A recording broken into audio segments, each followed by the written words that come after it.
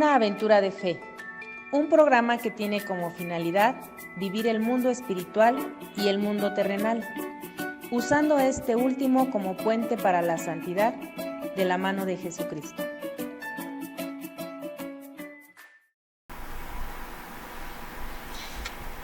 ¿Cómo estamos? Buenos días, queridos hermanos. Me da mucho gusto otra vez saludarlos en su programa Una aventura de fe. Mi nombre es Erika León, me da mucho gusto estar otra vez con todos ustedes, gracias a nuestros hermanos de toda la diócesis de Cuautitlán y a los hermanos de la provincia eclesiástica de Tlalnepantla que nos acompañan. Gracias otra vez a nuestro hermano José Luis por estarnos acompañando esta mañana a compartir esta serie de los sacramentos y que hoy continuamos con la Sagrada Eucaristía. Entonces, bienvenido José Luis, ¿cómo estás? Gracias, muy bien, gracias a Dios, estamos bien. Y pues estamos aquí nuevamente. Espero que podamos ser de utilidad para todos los que nos ven, nos escuchan. Claro que sí, seguramente que hoy traemos un bonito tema y una reflexión también que nos vamos a llevar esta mañana. Así que bueno, vamos a invocar la presencia del Espíritu Santo para que nos acompañe esta mañana y empecemos así con nuestro tema. Así que en el nombre del Padre, del Hijo, del Espíritu Santo. Amén. Gracias te damos, Señor, por este bendito día, esta semana que vamos a iniciar. Ponemos en tus manos todos nuestros proyectos, nuestras ilusiones, Señor. Ponemos también en tus manos nuestros pensamientos, nuestro corazón, nuestra vida entera y a nuestra familia. Te pedimos esta mañana que nos regales tu sabiduría para poder compartir este tema que hoy traemos y que seguramente debe de ser para nuestro crecimiento espiritual, así como de las personas que nos van a escuchar. Te pedimos, Señor, que utilices nuestra mente, nuestro corazón, nuestra boca, que seas tú el que proclame esta palabra, que nosotros no seamos quienes brillen, sino que seas tú, Señor, el único que brille en esta mañana, al único que le debemos la gloria y la alabanza. En tus benditas manos ponemos esta plática que vamos a tener esta mañana, así como a cada uno de los radioescuchas. Todo esto también lo hacemos por intercesión de nuestra Madre Santísima. Amén. Amén. En el nombre del Padre, del Hijo, del Espíritu Santo. Amén. Bueno, pues hermanos, vamos a hablar hoy de la Sagrada Eucaristía. Recordemos que hay relaciones muy importantes que tenemos entre el Antiguo y el Nuevo Testamento, que hoy de hecho es un patrimonio universal, ¿no? Entonces, esto ha hecho un gran esfuerzo realizado desde hace muchos siglos. Y bueno, hoy vamos a ver cómo todo esto trasciende también al campo bíblico, al campo patrístico, litúrgico y dogmático.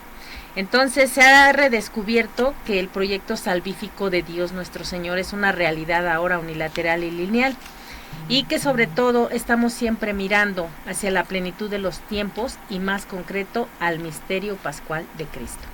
Entonces, hay estudios modernos sobre la Sagrada Eucaristía que hoy tratan la institución, los ritos, las profecías y las figuras del Antiguo Testamento. ¿Y a qué se refiere con ello, verdad? Entonces, hoy vamos a hablar de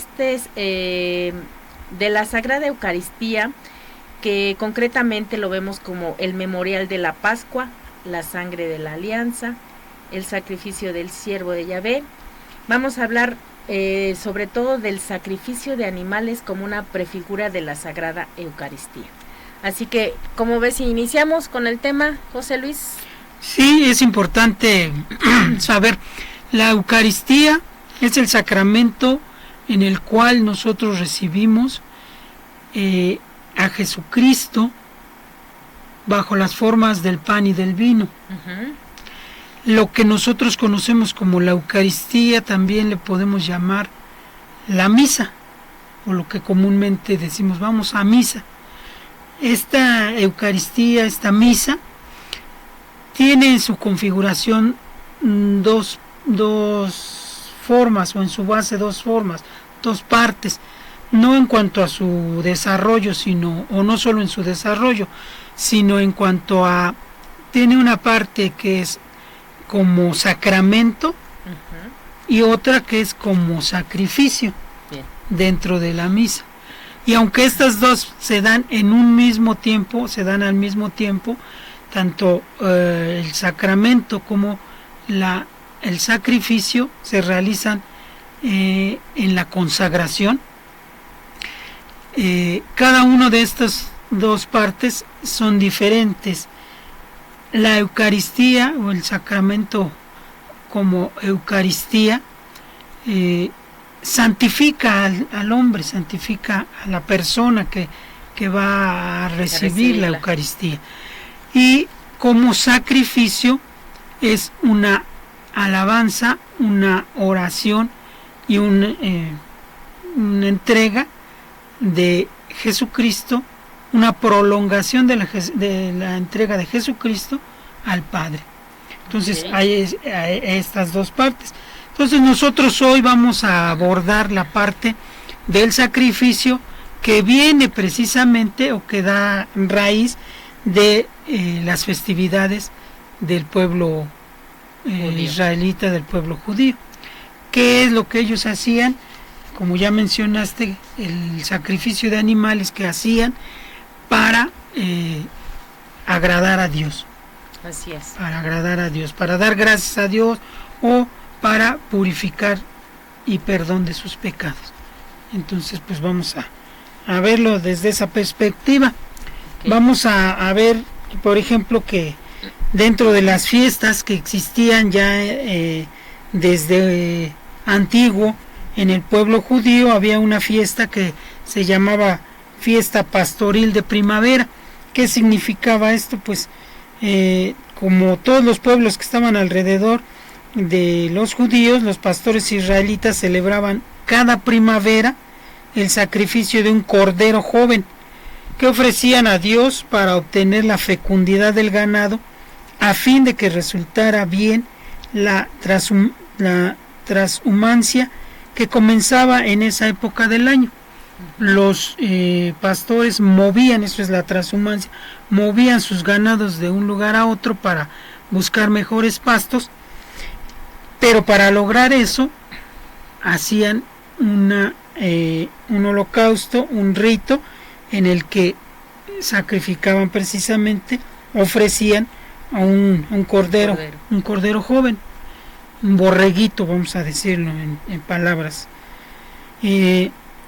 Este sacrificio incluía dos elementos fundamentales: la aspersión de la sangre sobre los palos de la tienda y la manducación, la comida del cordero, acompañada por hierbas amargas que eran propias del desierto en donde ellos se movían. Esto es cuando todavía precisamente el pueblo era nómada. Entonces, en esos movimientos que hacían de un lado a otro para que les fuera mejor, inclusive para que sus ganados fueran más fecundos, pues es que hacían estos ritos. Sobre todo, pues, se unían también a otra costumbre que es, como decíamos, el comer hierbas amargas y panes ácimos, panes sin levadura, por el mismo sentido que tenían de moverse de un lado a otro y no esperar a que el pan o que la levadura fermentara la masa para cocer un pan. Entonces hacían un pan sin levadura y en el mismo sentido ceñida la ropa, sus vestimentas, de manera que pudieran movilizarse rápidamente. El cordero además se comía, pero sin romper los huesos de la víctima, de manera que ellos, como un símbolo de que aquel cordero que ofrecían volviera a revivir y que en este caso lo hacía precisamente en la fecundidad de todo su ganado. Ellos veían en esa figura el hecho de que si su ganado era muy fecundo, quiere decir que aquel cordero que habían ofrecido estaba de regreso, además en toda la generación que venía de nuevos animalitos, de nuevos animales, ¿no? Así es. Uh-huh. Bueno, y hablando también de la Pascua del Éxodo, realmente hay algún momento de nuestra historia de Israel en el que tiene lugar un acontecimiento que sin duda iba a cambiar el curso de toda esta historia. Y es justamente cuando Dios hace esa intervención en favor suyo y libra de la esclavitud de Egipto, lo conduce después de estos sucesos del Mar Rojo hasta la falda del Sinaí, y con esto lo que hace es establecer una alianza con este pueblo. Esto lo vamos a ver en la Sagrada Escritura en Éxodo capítulo 12, versículo del 1 al 14.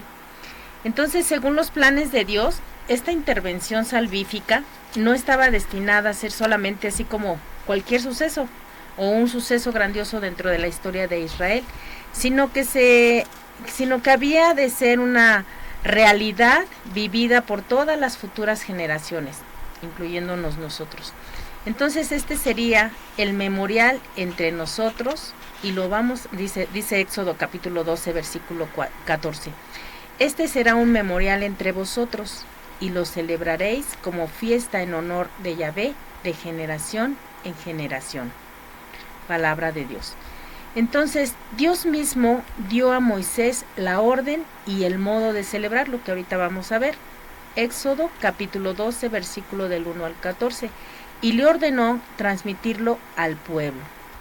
Entonces, siguiendo estas disposiciones divinas, todos los años, porque así se practicaba, todos los años, el día 10 del mes de Nisan, antes del exilio, cada familia separaba del resto del ganado un cordero o cabrito de 1 año y sin defecto. O sea, realmente era joven y no tenía que tener defecto. Esto era una característica muy especial, que no debería de tener ningún defecto este cabrito.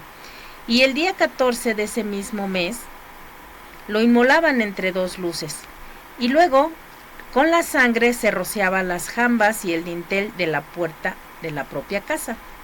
Finalmente, entrada la noche, cada familia, y a veces se juntaba no una sola familia, sino varias familias, comían, como ahorita nos dice José Luis, comían el cordero asado con un ritual parecido al que usaban los pastores en su fiesta de primavera. Entonces aquí, como vemos,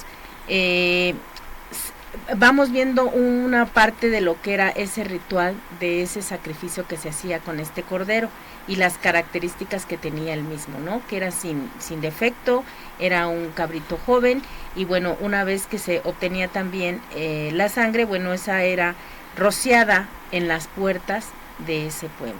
Entonces, una vez que se llevaba a cabo esta fiesta, quedaba completamente todo esto superado, porque la Pascua judía arrancaba de la liberación de Egipto, y eso nos explica que todos los elementos culturales tengan un simbolismo salvífico. La sangre del cordero significaba la salvación concedida por Yahvé en aquel momento. Fíjate que es importante esto que estás mencionando, en el sentido de que Dios no le va a cambiar al pueblo sus tradiciones, sino que les va a dar plenitud en ese sacrificio de Cristo. Porque esas tradiciones que tenían, que toman de los pueblos, de cuando eran un pueblo nómada, de cuando eran pastores, pero que se movían por todo el territorio, ahora va a tener una nueva significación en Cristo. De manera que esa sangre del cordero, como acabas de mencionar, significa ahora ya la salvación de Dios, de Yahvé, pero de una manera plena. Ya no solamente como un símbolo, ni momentáneamente, porque estos ritos, lo tenían que hacer anualmente, lo tenían que hacer cada determinado momento, pero no había una plenitud, siempre tenían que estar repitiéndose. Cosa muy distinta. Nuestros hermanos separados, por ejemplo, hoy en día nos dicen que ya fue dada la salvación, ya Jesús se entregó, que entonces nosotros no tenemos por qué estar haciendo sacrificios nuevamente. Y aquí lo importante saber para nosotros es que no se repite, sino que se alarga en el tiempo y se hace presente aquella entrega que hoy se actualiza en cada Eucaristía. Y que se hace momento a momento, así es, ¿no? Así es, pero que no es otra, ni es la repetitiva, sino que es esa misma entrega a través de esta Eucaristía, ya de una forma incruenta. Y es entonces una prolongación en el así tiempo, es, ¿no? Así es. Okay. Así es. Bueno, y otro de los elementos que vemos aquí o de los simbolismos eran las hierbas amargas, porque era o establecía o significaba este símbolo la amargura de la esclavitud que tenían en ese momento. De hecho, también tenemos a los panes ácimos, que era la salida o significaba la salida precipitada que impidió su fermentación.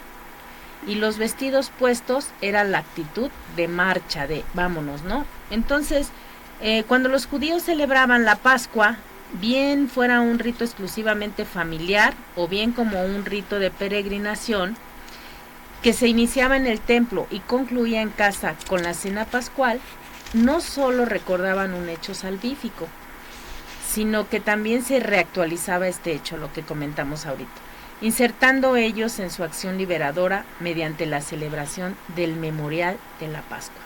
Es decir, por un acto cultural que hacía presente en un perpetuo hoy y ahora, que hasta nuestros tiempos se sigue haciendo, recordando y de manera perpetua, ¿no? Hasta que regrese nuestro Señor.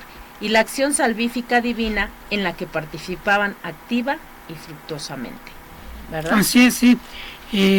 Hay que recordar que hay dos sucesos muy importantes.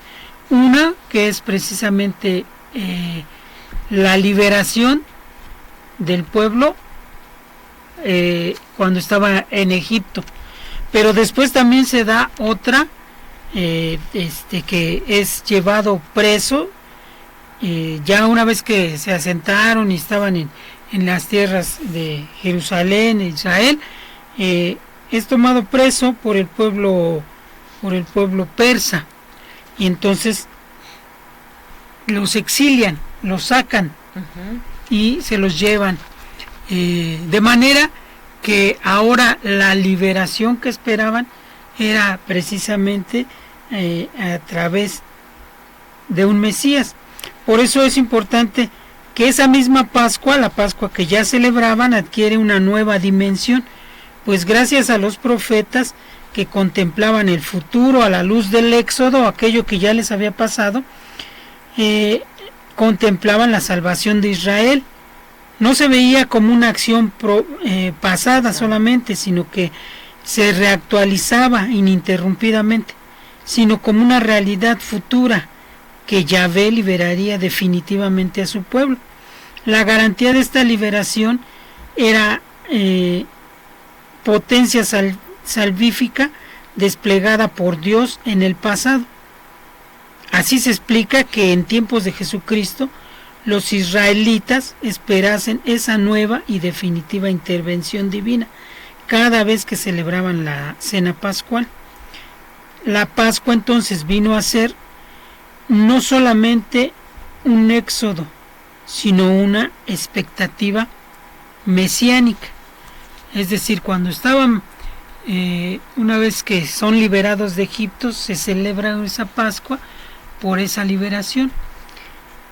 Pero cuando son llevados nuevamente por otro pueblo al exilio, entonces ya ellos ya no es solamente veían algo en el pasado, sino que estaban esperando que viniera una liberación en ese tiempo. Es decir, los iban a liberar de aquel exilio, los iban a regresar a su pueblo. Y ya en el tiempo de Jesucristo, pues también tenían otra de qué liberarse del yugo del pueblo romano. En ese momento, aunque estaban en su tierra, aunque ya no habían ido a otra tierra, pero los estaba dominando el pueblo romano. Entonces ellos veían en el pasado la Pascua del Éxodo con la Pascua que esperaban en el exilio, pero ahora renovada o interpretada para la salvación a través del Mesías que esperaban en el tiempo ya de Jesucristo, ¿verdad? La Pascua judía tiene entonces varias connotaciones eucarísticas. En primer lugar, la Eucaristía es una nueva Pascua, fue instituida en un contexto pascual. En segundo término, el substrato conceptual e institucional de las palabras haced esto en conmemoración mía, es una memoria de la Pascua. Además, San Juan en el capítulo 19, versículo 36, inspirado por el Espíritu Santo, ha visto prefigurada la muerte del Cordero en la inmolación de los corderos pascuales, al coincidir su muerte con la hora en la que eran inmolados. Es decir, San Juan nos presenta en esa misma hora en la que se sacrificaban los corderos, en esa hora es sacrificado Cristo en la cruz. Su pasión, muerte y su resurrección, pero ahí en ese momento, al mismo tiempo que se estaban preparando los corderos, se estaban matando los corderos que iban a servir para la Pascua, Cristo entregaba su vida en la cruz. Okay. De manera, dice, que muchas expresiones del Nuevo Testamento, como la de Cristo nuestra Pascua ha sido inmolado, encuentran precisamente su marco en ese Cordero Pascual judío. Asimismo, el hecho de que en la cena pascual solo pudiesen participar judíos de raza o prosélitos circuncidados prefigura la Eucaristía como un sacrificio exclusivo de los bautizados, pero abierto a todos los que reciban la nueva circuncisión cristiana, es decir, el bautismo. Cuando nosotros hablamos del bautismo, vimos que es precisamente el sacramento de la iniciación cristiana, es el sacramento que nos permite participar de los demás sacramentos y de manera especial de la Eucaristía. De manera que el hecho de que solamente participaran los judíos nacidos judíos o los que se habían adherido a la circuncisión, con la circuncisión se habían adherido al pueblo judío, son los únicos que podían participar, aunque está abierto. Lo mismo dice aquí, es precisamente la misa, la Eucaristía, podemos participar todos, pero solamente podemos comerla, acceder al cuerpo y sangre de Cristo, solamente aquellos que hemos sido bautizados. Okay. Así es. Entonces, de alguna manera, ahí, tengo una duda ahí, estamos prefigurando también nosotros, o somos parte de ese pueblo en aquel tiempo judío, que ellos eran los que eran ¿cómo se puede decir? Los de raza, ¿no? Como decías tú, los judíos de raza, sí. Entonces ahora lo hacemos los que somos bautizados. Así es. Hay que aclarar, porque también es importante, sobre todo pues porque de repente pensamos, como nos ha dicho el Papa dice, no, la Eucaristía, la comunión no es un premio para buenos. Es decir, solamente estos, ¿no? Estos que son buenitos, no. La Eucaristía es para todos, pero necesitamos, como está aquí mencionado, o como era, aquellos no solamente que en general quisieran participar, sino que se adherían, se apegaban a las tradiciones judías, que en este caso pues era la circuncisión, o en la actualidad a aquellos que han sido bautizados. O sea, la invitación es a todo el mundo, sí, pero no todos. como que es entonces participar. una decisión de cada uno, ¿no? Así es. Yo sí quiero, bueno, sí puedo cualquier persona hacerlo, sin embargo hay ciertos requisitos que también para nosotros en la actualidad tienen que llevarse a cabo, como es hasta ir confesados, o sea, en gracia de Dios, ¿no? También. Así es. No, aunque está abierta para todos, no todos tenemos ese privilegio dado a veces nuestras decisiones al caer en el pecado. Así es, sí. ¿No? Ok, perfecto. Sí. Bueno, ¿y qué te parece si hablamos de la sangre de la alianza? Bueno, sí. Esta sangre que incluso ya mencionamos hace un momento, que era asperjada o era rociada hacia todo hacia la comunidad, puerta, primero para la puerta de la casa, se da precisamente en esa liberación de Egipto. ¿Por qué? Bueno, primero se rociaba, dice ahí, las jambas y el dintel, es decir, el marco de entrada, el marco de la entrada de cada casa. En aquel momento, para que el ángel exterminador, si ustedes se acuerdan, o si no lo han leído, pues lo pueden leer en el Éxodo, como aquella marca impedía que el ángel exterminador matase a los primogénitos de esa casa. Las casas que no estuvieran marcadas, pues iban a ser eliminados, matados los primogénitos de esa casa, ¿no? Uh-huh. Entonces inicia ahí en esa liberación de Egipto, pero llega incluso, una vez liberados, hasta el monte Sinaí o monte Horeb, y ahí se hace una alianza, una alianza que va a dar gracias a Dios, que decide entrar en esa comunión de vida con su pueblo. Es decir, no solamente lo tiene ahí como, sí, ya te saqué ya, sino que ahí se comprometen a que Israel iba a ser su pueblo y a que ellos no iban a tener otros dioses, iban a tener solamente un solo Dios. En aquellos momentos, en aquellos tiempos, pues se ocupaba que había diferentes dioses, ¿no? Sí. Se le hacía incluso tributo a diferentes dioses.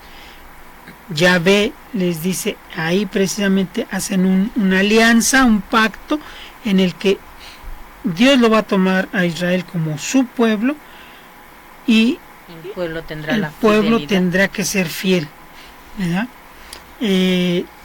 La ley que fundamenta, que regula esa alianza, por la que el pueblo se refiere a obedecer, es el decálogo, uh-huh. ¿Sí? Aunque luego se añaden diferentes leyes. Nosotros vemos básicamente lo que es el decálogo y leemos incluso después, lo podemos ver el decálogo concretamente en el Éxodo 20 del 1 al 7, y después el añadido en Éxodo 20 del 20 al 25, así como el código del Deuteronomio. Deuteronomio significa precisamente segunda ley. Deuteronomio es la segunda ley. ¿Por qué? Pues porque ahí ya se da toda una serie de normas, de leyes que se deben de seguir, el código de sanidad en Levítico 17:26 y otras disposiciones cultuales, es decir, cómo se debería de realizar el culto.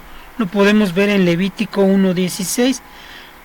Todas estas leyes obedecían a un principio fundamental, que era la santidad. ¿Para qué te doy esta ley?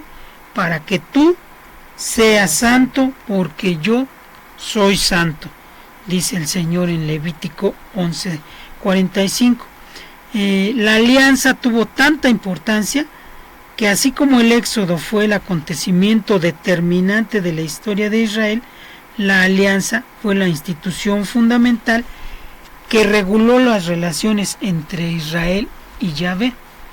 Es tan importante, sí, la liberación que tiene, como el aceptar, el dar por parte del Señor, de Dios, de Yahvé, el dar esas leyes y del pueblo aceptarlas, ¿no? Okay. Bueno, vamos con el rito de la alianza, de esto que tú nos estás hablando.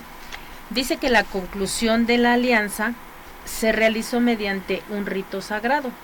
Y esto lo vamos a ver también en Éxodo, del cual estamos hablando ahorita, 24, capítulo 24, del 1 al 18, y en Éxodo 33, versículo 6. Entonces, aquí vemos que según se trate de textos atribuidos al yavista o al elohista, este rito tuvo dos partes. Esto es importante que lo veamos porque es lo que ahorita también estamos hablando. Es un rito de sangre y un banquete sacrificial o banquete de comunión. ¿Qué te parece? Déjame hacer ahí un paréntesis que es importante, porque a lo mejor muchos de los que nos están viendo y escuchando no tenían o no tienen claro algunos aspectos que son importantes. Hoy que estamos en este mes de la Biblia, no solamente es el mes patrio, sino el mes de la Biblia. Para nosotros es el mes de la Biblia.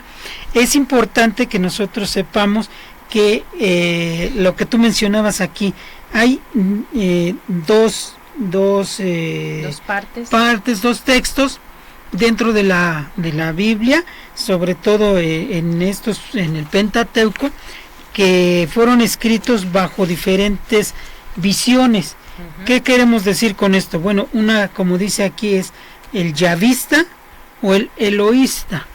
Yavista o Yahvé es un nombre dado a Dios, o que Dios mismo le da a Moisés, pero dentro de esa forma de escribir, uh-huh, precisamente es donde vamos a encontrar estos ritos conforme los veía el escritor yavista.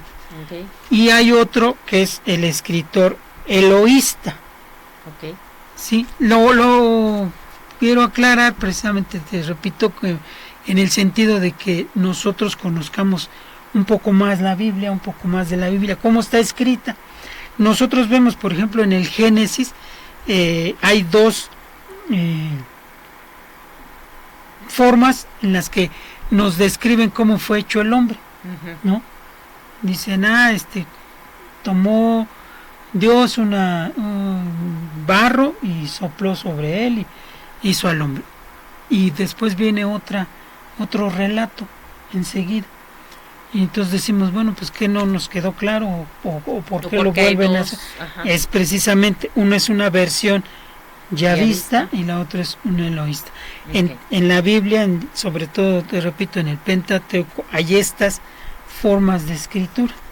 Bueno, a eso se refiere lo que tú acabas de mencionar, y okay, nos dice precisamente que hay ritos diferentes, ritos, como tú ya mencionaste, ritos de sangre o un banquete sacrificial o de comunión.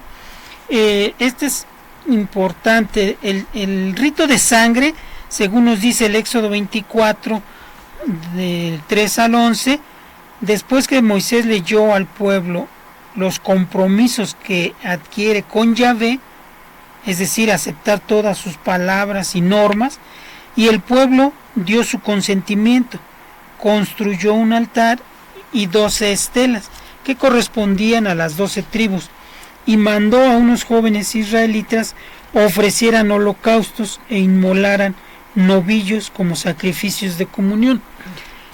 El holocausto podía ser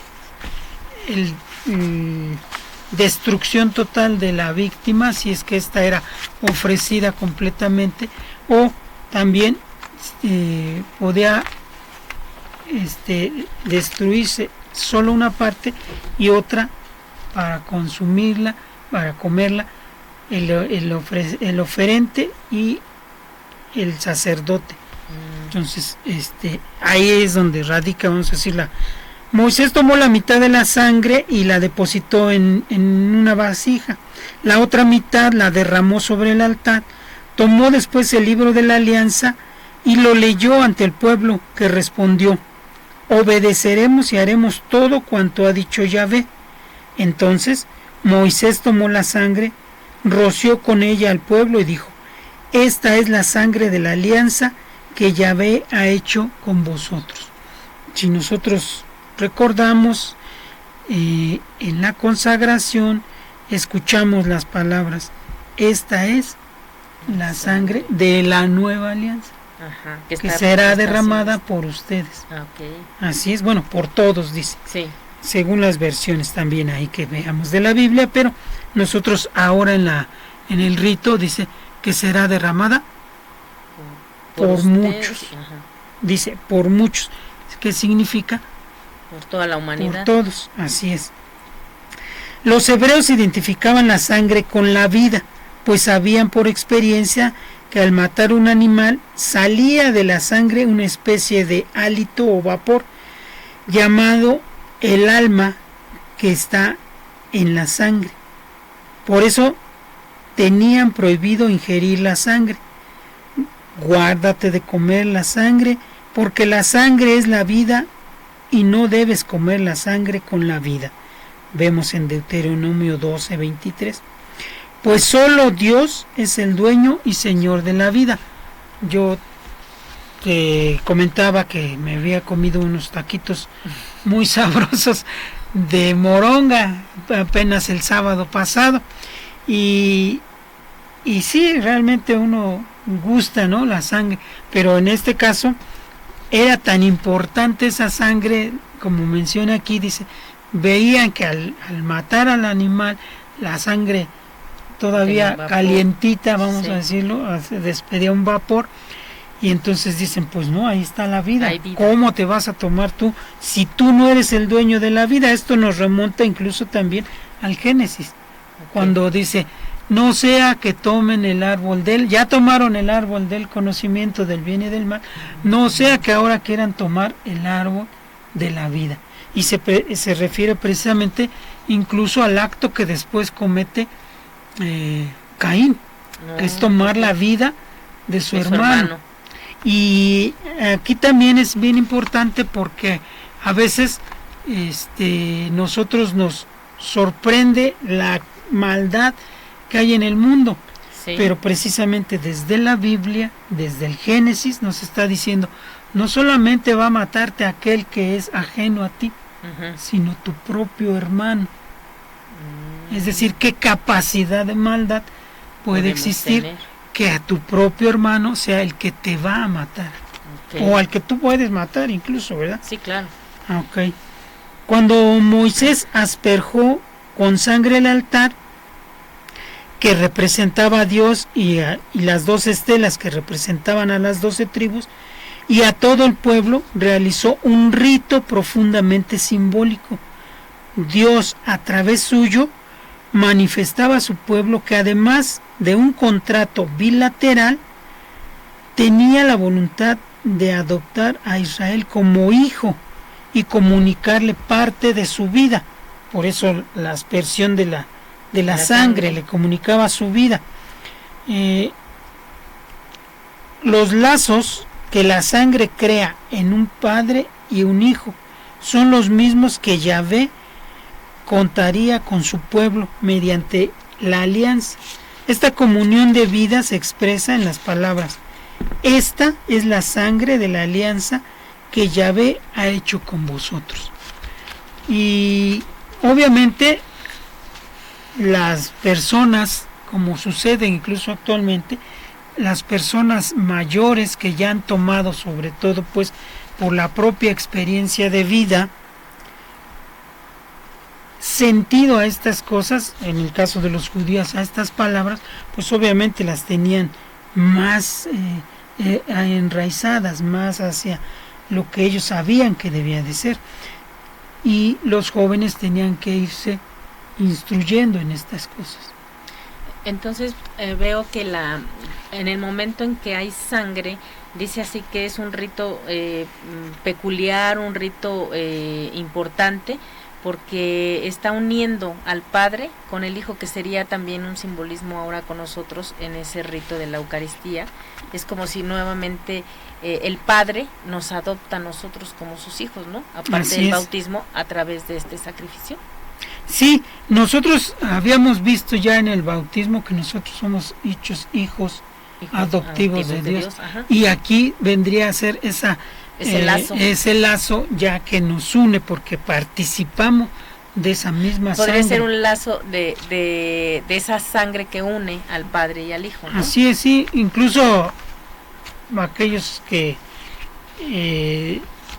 por alguna necesidad o simplemente porque quieren confirmar, pues precisamente le hacen un estudio de sangre al hijo, ¿no? Dice, oye, ¿es mi hijo? Sí, es mi hijo. No, fíjate que no tiene el mismo ADN que tú. Y entonces vemos eso, o sea, como en esa participación de la sangre, pues es que nos hacemos hijos. Son simbolismos que a veces no nos damos cuenta. La mayoría de las veces no. La mayoría de las veces no. ¿Qué significan, verdad? Así es. Okay. Y decíamos hace un momento que además tiene también, ese es un rito sacrificial, pero también tiene un rito de comunión. El rito de la sangre en un banquete sacrificial entre Dios y los representantes del pueblo es un banquete de alianza que originalmente no tenía ese carácter expiatorio, tenía carácter que le daría más tarde los rabinos y que se conservaba en tiempo de Jesucristo. Cuando se realiza este primer banquete, tenía ese banquete de alianza, pero no tenía un sentido expiatorio, es decir, no era para perdonar nuestros pecados. Sin embargo, con el tiempo se le fue dando ese sentido. ¿Por qué?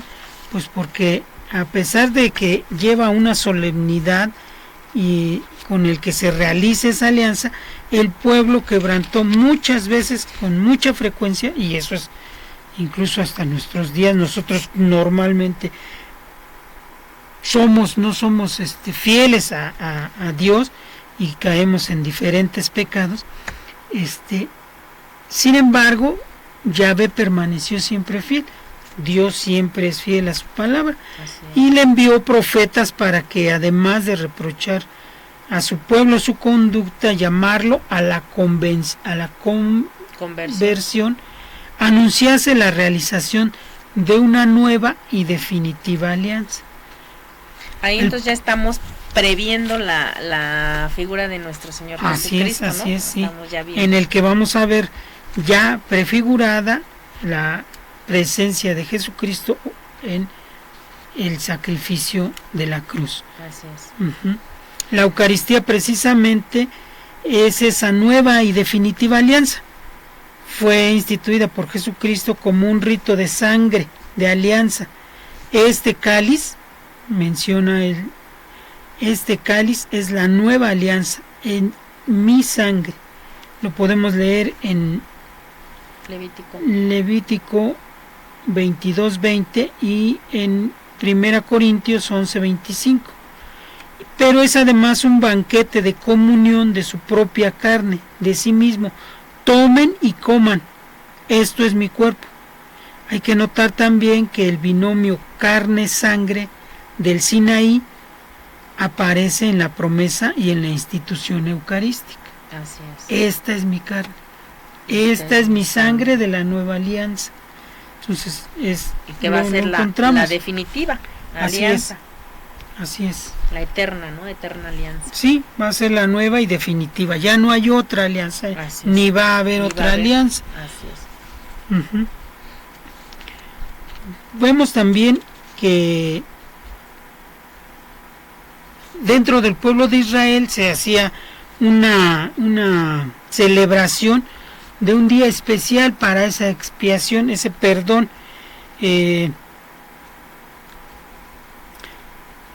Todos los pueblos utilizaban sacrificios y no podía ser la excepción en el caso del pueblo judío, del pueblo de Israel.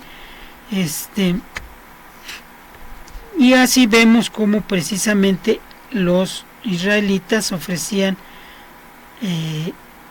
sacrificios, pero además que estos sacrificios tuvieran mucha importancia. Van Ismoch, tiene un apellido medio difícil, un teólogo, explica en estos términos la naturaleza del sacrificio israelita. Dice, es una acción ritual, ordinariamente la destrucción de un objeto o de un ser vivo, es decir, se va a destruir, mediante el cual el hombre trata de entrar en comunión con la divinidad para rendirle homenaje, hacerla propicia, satisfacerla o para protegerse contra su cólera y preservarse de influencias peligrosas o dañinas. Entre los sacrificios israelitas podemos mencionar los holocaustos, los sacrificios pacíficos y los sacrificios expiatorios. El holocausto, menciona aquí, consistía en quemar completamente la víctima, un toro, un carnero, etc. Originariamente tuvo un sentido laurético, es decir, de alabanza. Es ofrecer estos animales en honor a Dios, simplemente para alabarlo. Así es. Pero más tarde se convirtió en sacrificio expiatorio, es decir, aquel que va a pagar por nuestros pecados, o por los pecados, en este caso, del pueblo, ¿verdad? El ritual aparece descrito en Levítico 1, del 2 al 9, y en Levítico 2, del 1 al 3. La sangre se derramará sobre el altar y la carne se quema.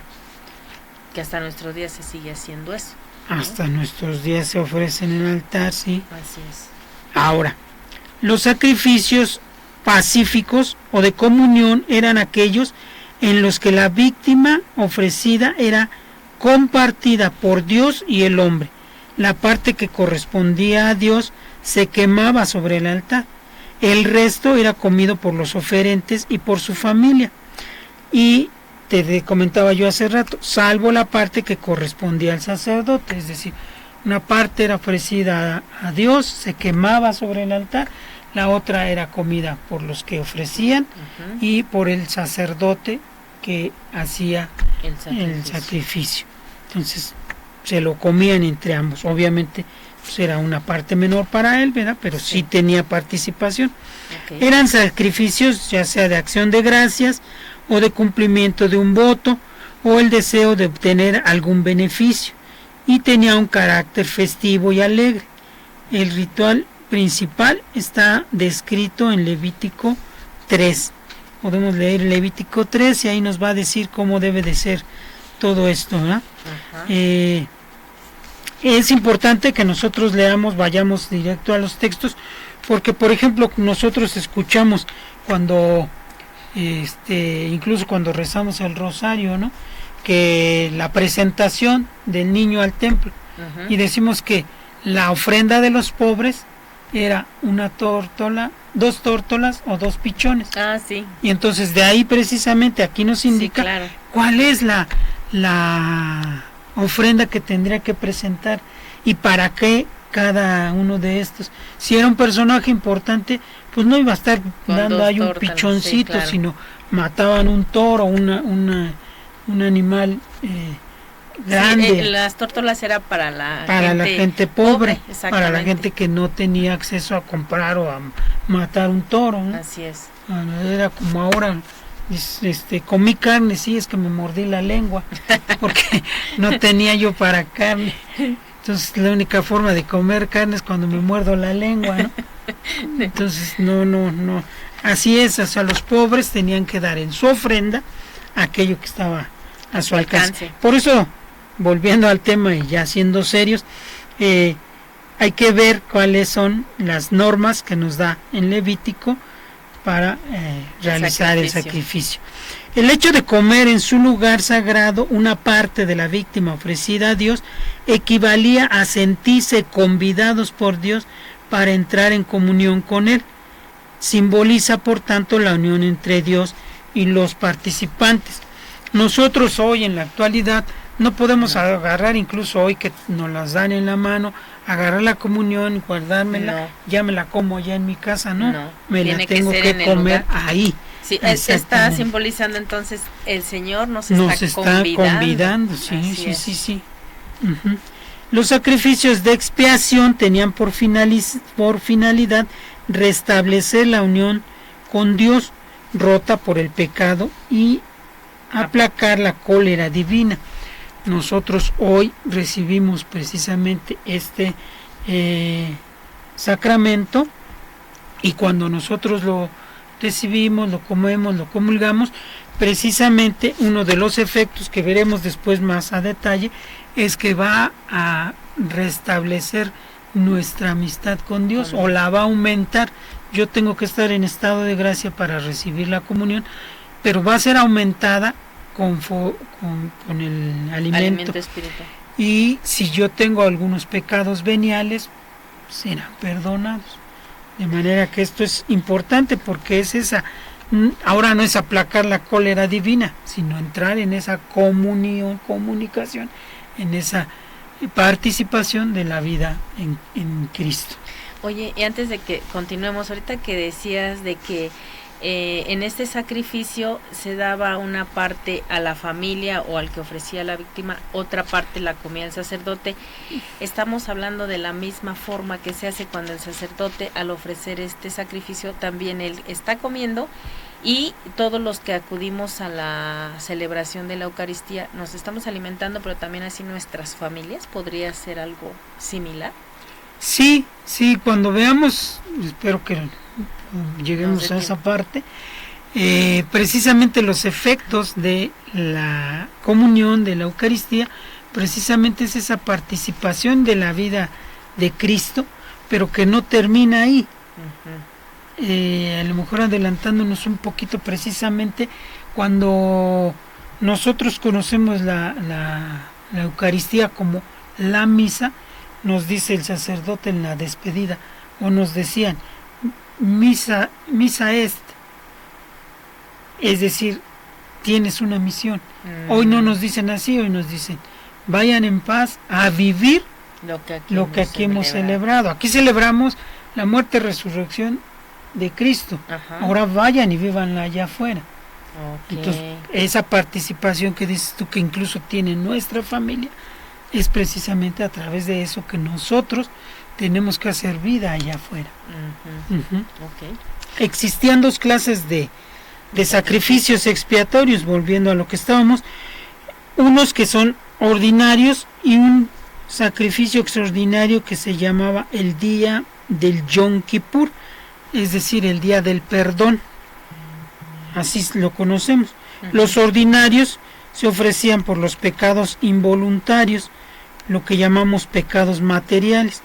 Para los pecados formales existía el sacrificio del día de la expiación, o sea, el que ya mencionamos, el Yom Kippur. Uh-huh. Se conoce con este nombre el sacrificio que el sumo sacerdote ofrecía por los pecados propios, por los pecados de la casta sacerdotal, o sea, de todos los sacerdotes, y por la del pueblo el día de la fiesta, precisamente del Yom Kippur.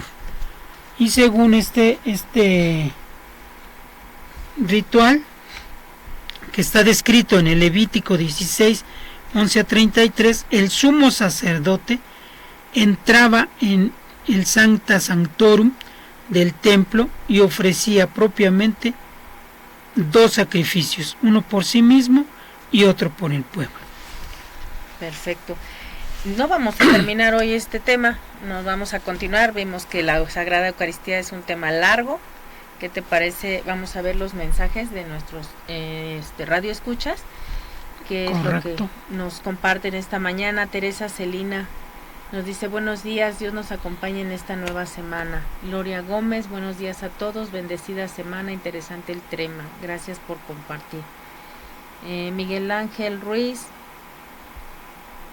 gracias también por sintonizarnos.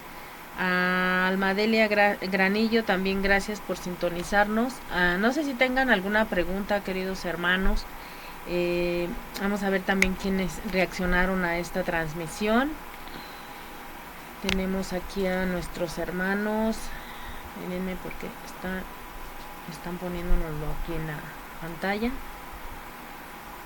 Si tienen alguna duda para que se las ampliemos con todo gusto. Tenemos a Marisa Espinosa, Miri Ternurita, Rocío Ramírez Nieto, a BCK Roa, a Cornelio, Celi Jacinto, a Connie Araujo, Yolanda Ruiz Rebollo, Javier Ortiz Vázquez, Eva Jiménez Herrera, María Llane, Zúñiga María, Gloria Gómez, Teresa Celina Rodríguez y Berta Flores también, que nos han seguido, a María Guadalupe Rosas Velázquez, Pat Ávila, Maritere PC. Gracias, queridos hermanos que nos sintonizaron. Si tienen preguntas, los invito a que lo pongan también a través de los comentarios. Estaremos pendientes de todas aquellas preguntas que con relación a este tema hayan surgido, y podemos tenerlas listas también para la próxima transmisión, porque vamos a seguir hablando de la Sagrada Eucaristía. Entonces, ¿qué te parece si despedimos nuestro programa por esta mañana, José Luis, y continuamos dentro de 8 días con la Sagrada Eucaristía? Claro que sí, pues les agradecemos. La Eucaristía tiene, no para 3 programas, tiene como para muchísimos programas, porque hay diferentes aspectos, ¿no? Como vemos aquí, desde el sacrificio, desde cada parte de la misa, como también los efectos, bueno, en fin, hay muchísimas. Pero esperemos que por lo menos lo más especial, lo más, pues no diría importante, porque todo es importante, pero lo más que podamos abarcar y lo más que podamos ayudar para que se conozca mejor y sobre todo se viva sacramento. Así es, José Luis. Bueno, pues hermanos, nos vamos a encontrar en 8 días continuando con la Eucaristía. Así que tengan una bendecida semana y aquí nos vemos dentro de 8 días. Gracias.